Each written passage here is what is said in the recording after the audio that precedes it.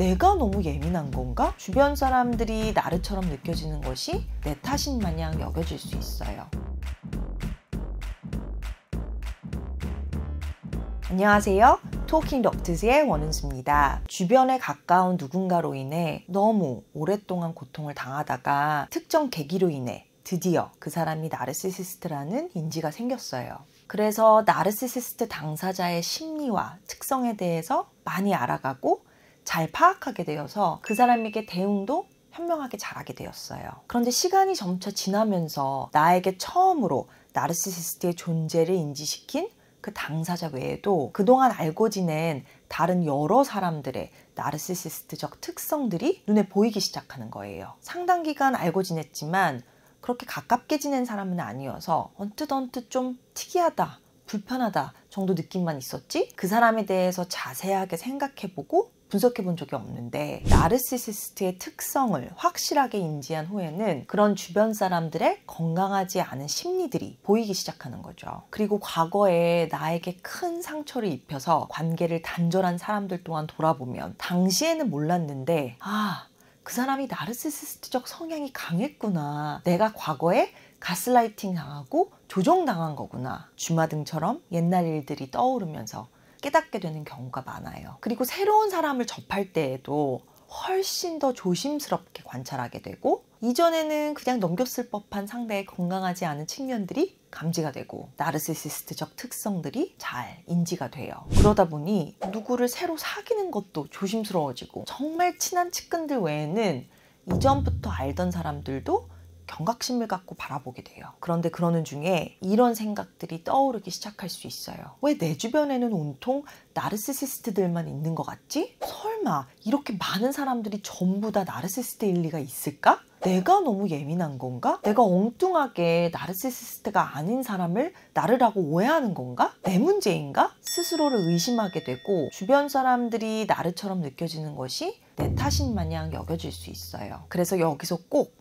당부드리고 싶은 얘기는 실제로 내 주변 사람들이 나르시시스트적 특성들을 두드러지게 지니고 있을 가능성이 높다는 거예요. 내가 어느 한 나르시시스트와 장기간 깊이 있게 관계를 맺었다면 다른 나르들과도 관계를 맺었을 가능성이 높아요. 이전 영상에서도 얘기 드렸지만 나르시시스트들은 특정 성격 특성을 지닌 사람들을 좋아해요. 또 나의 건강하지 않은 측면이 나로 하여금 나르시시스트들과의 관계 안에 오래 머물러 있게끔 만들 수 있어요. 그래서 나르들은 특정 사람 주변에 몰려요. 특히 부모 중에 나르적 특성이 강한 사람이 있었다면 자녀 입장에서는 나르시시스트들의 적대적 언행을 수용하고 순응하는 태도가 어렸을 때부터 몸에 뵐 수 있어요. 그래서 부모의 나르적 특성들이 느낌이 싸하고 뭔가 잘못됐다고 감지되지만 아직 어리고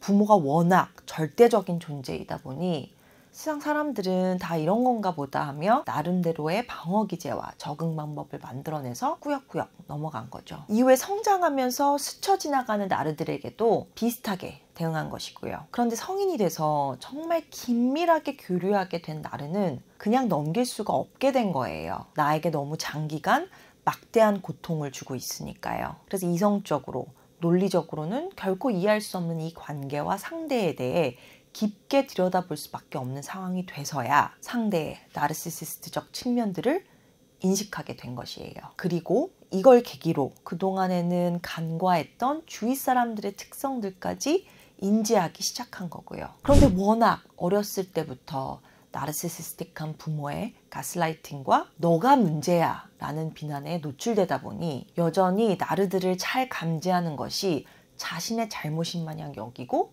스스로에게서 문제를 찾으려 할 수 있어요. 그래서 오늘 영상을 통해서 본인이 현재 주변에 나르들이 많다고 느낀다면 그럴 가능성이 높고 스스로를 의심하시지 말라는 얘기를 드리고 싶어요. 통계적인 수치만 봐도 자기애성 성격 장애 유병률이 1%에서 많으면 6, 7%라고 보고되고 있는데 나르시시스트는 자기애성 성격 장애보다 훨씬 더 큰 범위이다 보니 생각보다 그 숫자가 적지 않은 거죠. 해외 나르시시스트 전문가 중에서는 5명 중 1명이 나르시시스트라고 얘기하기도 해요. 다만 조심스럽게 당부드리고 싶은 얘기는 나랑 잘 안 맞는다고 무조건 나르라고 치부하는 것은 안 되겠죠. 그리고 표면적으로 보이는 어느 한두 가지 말과 행동으로 섣불리 누군가가 나르라고 판단하면 안 돼요. 그래서 나르시시스트들의 겉으로 드러나는 특성들은 물론 그들의 내면 깊숙이 자리 잡은 심리 기전에 대해서도